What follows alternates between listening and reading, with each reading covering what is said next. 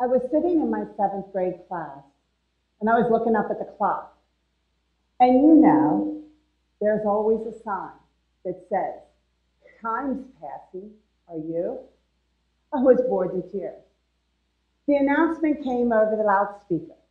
It was Sister Evelyn, our principal. She said, "Teachers, please send Agnus, Bernadette, and Teresa McGlade to the office for dismissal." Yes! I gathered my books up, and I went outside, and I saw my sister Bernie.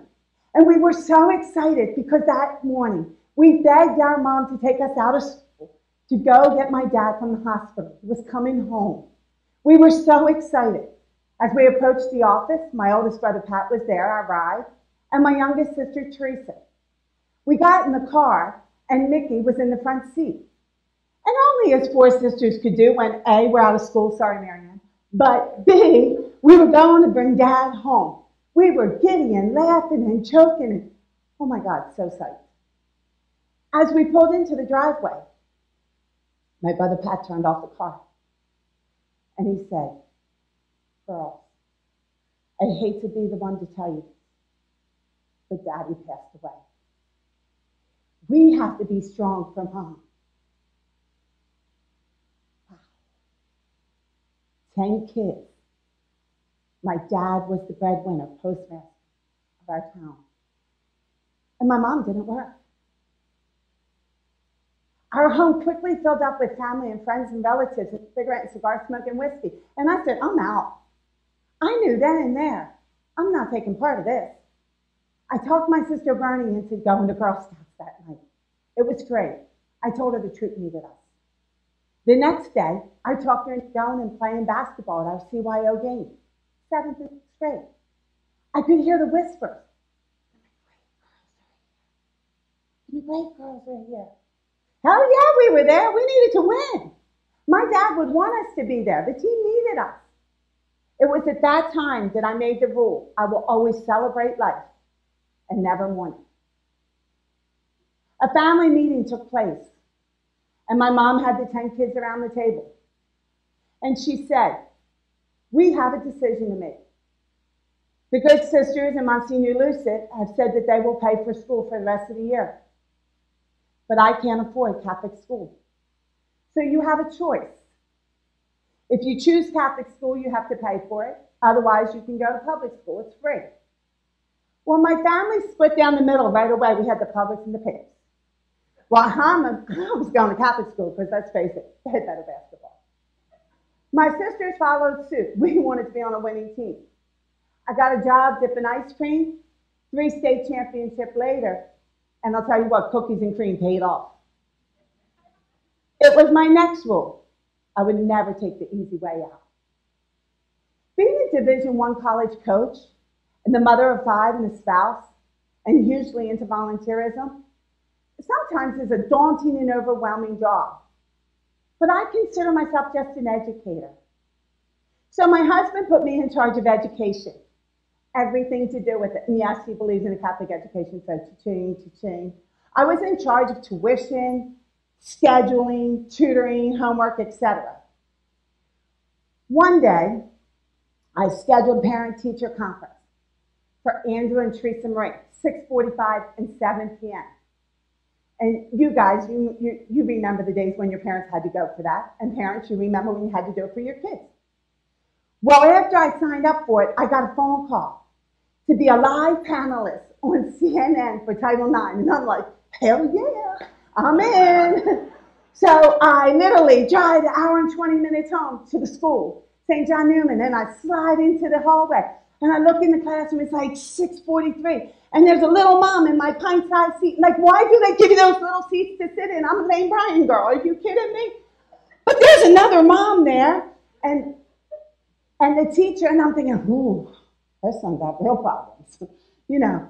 So the clock was going, and it was like 6:52, 6:53. And my stomach started to get nervous because I had Teresa at 6, or at 7, and I had to leave by 7:15 and drive an hour and 20 minutes back downtown to Atlanta and be on CNN Live at 9 o'clock. So I would go down the hall and I would look and make sure no one went in the door for Teresa. So all of a sudden, about 5 up, The door opens and the teacher and the mom say goodbye. And I kind of half cheerily say like, hello, as I step into the class. And she says, hello, Miss Berenato, may I help you? And I said, well, yeah, I'm here for Andrew's 645 parent-teacher conference. And she sternly said, Mrs. Berenato, I was Andrew's 4th grade teacher. Your son is in the 5th grade this year. And I'm like, oops, could you tell me where the 5th grade is? Like that. No, she's going to make me feel guilty because I didn't know my kid's grade. Like, I broke my neck to get there. My kid's a straight A student. I ran to the 5th grade. Of course, they show you all these papers that you've already signed, and for all you kids here that you don't know, you were all A students too, or you want to be in Seton Hill. And so your parents signed those same papers, and now I got to look at them again? Like, oh, no, I'm not into that. But anyway, I made that, and then I made choices, and I got back to CNN, and I did my TED Talk, or not my TED Talk, but I wish it was a TED Talk.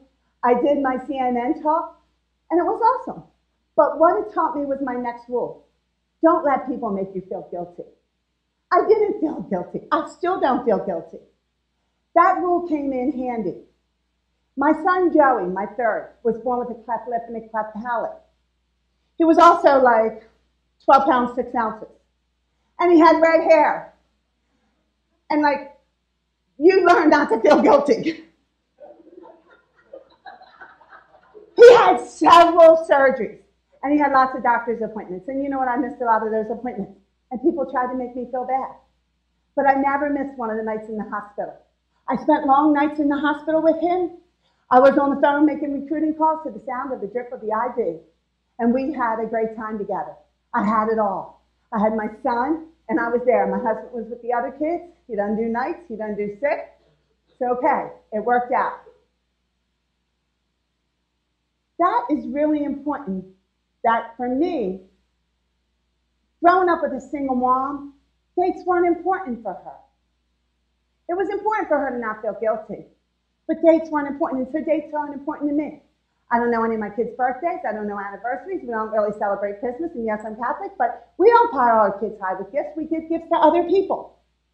So this one day, I had to get my daughter into kindergarten, and she had to take the test, so I took her to take the test, and when it was done, the teacher said to me, Miss Berenato, your daughter failed. I'm like, she failed? And she's like, yes. I'm like, she's in kindergarten. How did she fail? And she said, Mrs. Berenato, it's a true story. Miss Berenato, she said, your daughter has great motor skills. She can run and jump. And I'm like, hello? You gotta be kidding me. Well, I'm like, what's the problem? And she wouldn't tell me. I'm like, you don't understand. I'm a working mom. I take care of education. I have to have Chrissy in grammar school. Again, St. John Newman at the cost of about $9,500 for her. She was the 5th one, so add it up in your head. I only have pre-algebra, but I can do it.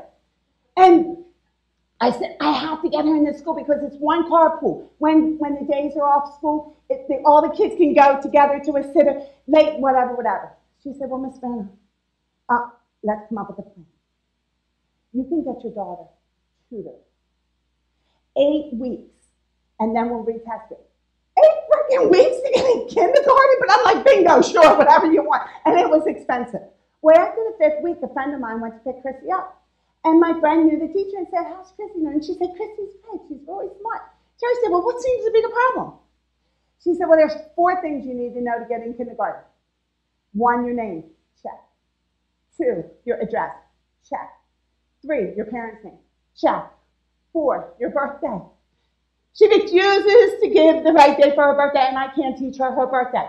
And Terry said, well, what does she say? And she says May 21st. And Terry said, that is her birthday. And the teacher said, oh no, her mom wrote April 15th on the application.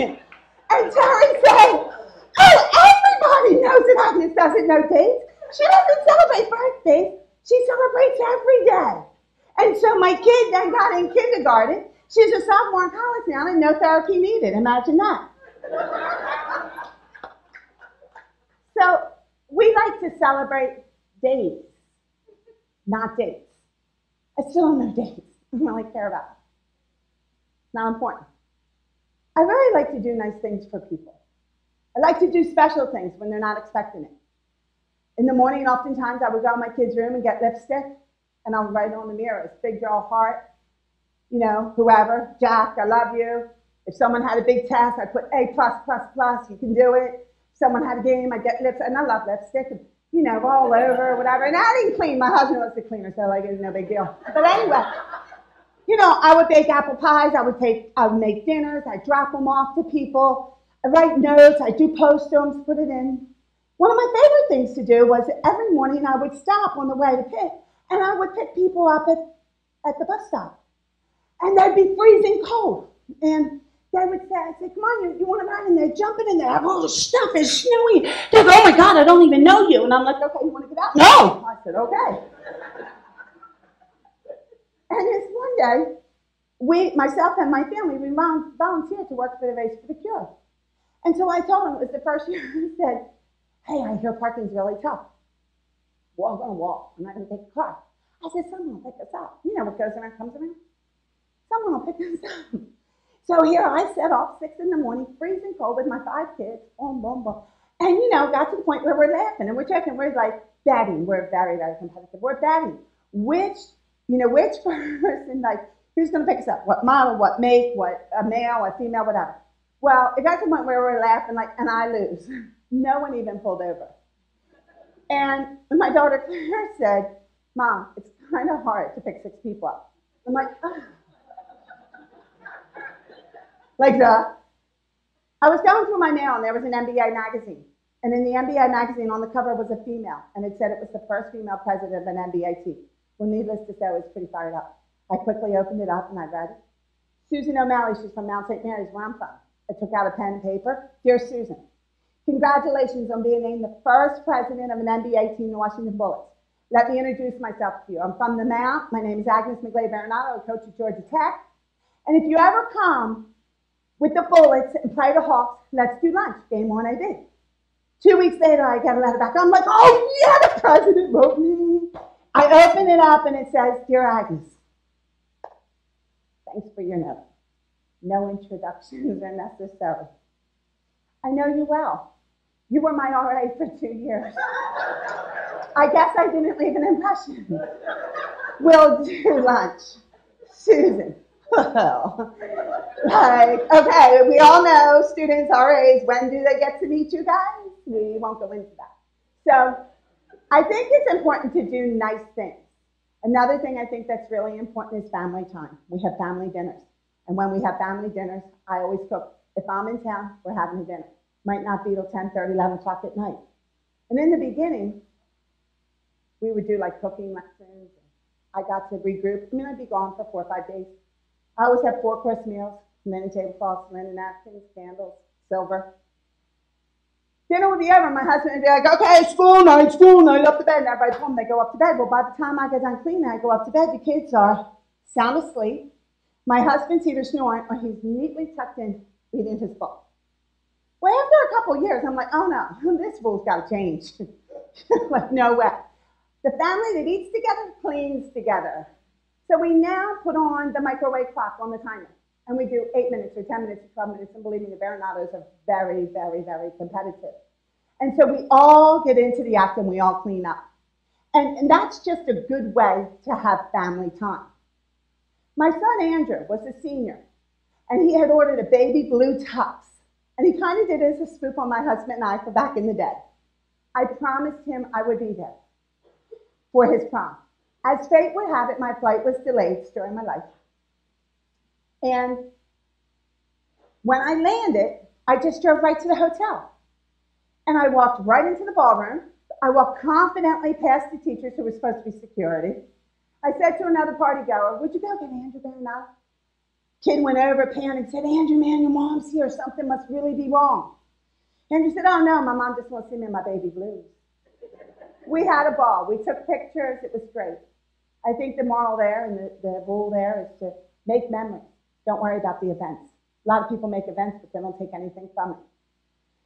My senior year in college, it was my last basketball game. My mom came. She was really sick with cancer. She couldn't watch the game. She laid on the locker room floor the whole game. She made it for post-game. And my coach said really nice things about me. I was irreplaceable. I was a hard worker. I was a great rebounder. He gave me flowers, gave me a plaque. That night, I was in my mom's hotel room, and I said, hey, Mom, what'd you think of Coach Carter? What'd you think of what he said? Now, I was feeling pretty good about myself. My mom looked at me, and she said, Agnes, it was very nice. But don't you believe it. You are not irreplaceable. No one is irreplaceable. And no matter what you gave to the MAP or what you give to any other institution you ever work for, you know what? They will have another girl to have your jersey tomorrow. They will give flowers to her tomorrow, and you are not irreplaceable. Damn, Mom. Last year, I stopped working at Pitt. And I was shocked at the people I heard from and the people I didn't. People I work with every day, never heard from, but I heard from NBA officials and constituents across the country. People that I did nice things for in my building, never heard a word, but I heard from my former players in Europe in seconds. See, I really believe that what I did, coaching is just what I did. It's not who I am. Didn't bother me. I encourage you, whatever you do, make it what you do, but not who you are. My greatest surprise came in an envelope from Nike basketball. I opened it up, and here it was about the Nike trip, which is a big deal. I saw all the names. There's names of coaches and institutions, and I was sad. I knew I wanted to be on it. And all of a sudden, Agnes just jumped out at me, Agnes and Jack there, and I'm like, institution, Nike family. Nike, with their just do it attitude, remembered people. That was important. To all of you, you can have whatever you want. I have it all. I've been all over the world. I've done volunteerism, and I've done it in Kingston, and I went to Afghanistan, and I was there for a couple of weeks with the troops. I've been to every country. I've been everywhere. But you have to have certain rules. My daughter gave me a plaque recently. She's an artist, and it had several pictures of my kids. In the middle was a quote by Hoodie Carter that says, there are two lasting bequests you can give your children. One is roots, and one is wings. To you all, I live my dream. I celebrate life every day. I don't take the easy way out. I do not feel guilty. I believe in days, not dates. I love family meal. I make moments and memories. I believe you can have it all. And I know I'm not irreplaceable. You guys, you come up with your rules. And if you don't have any rules for how you can have it all, I have 1,000. So holla!